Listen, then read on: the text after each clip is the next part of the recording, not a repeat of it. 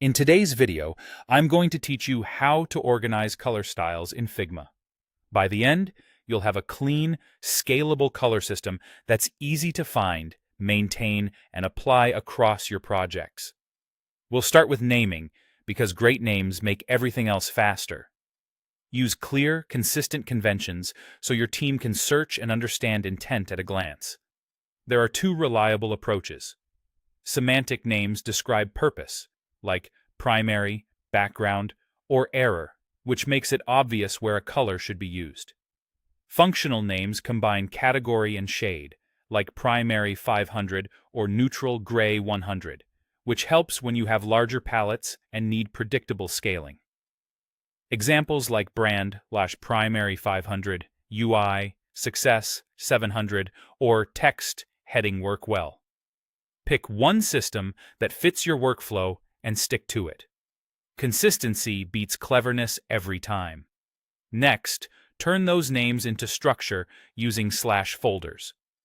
In Figma, slashes in a style name create nested folders in the Styles panel and the Style Picker.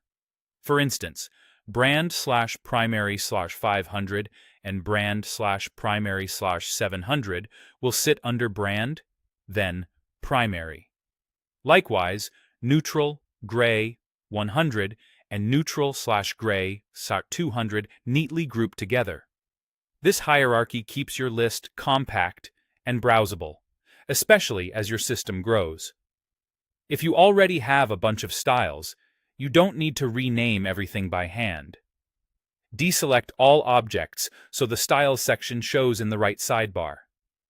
In the Color area, select one or more styles, right-click, and choose. Add New Folder. Give it a name and press Enter. Figma will apply that folder structure to the selected styles automatically, which is a quick way to reorganize without starting from scratch. You can also fine-tune the order manually. In the Local Styles panel, select Styles, use Shift or Ctrl or Command for multiples, and drag them up or down or move them into another folder.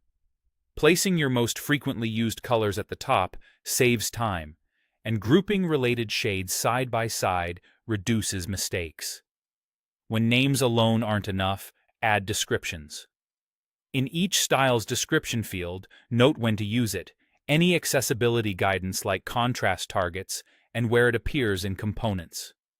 These notes show up as tool tips in the Style Picker, guiding your team toward the right choice without guesswork. Finally, publish your organized styles as a team library so they're available across files and projects.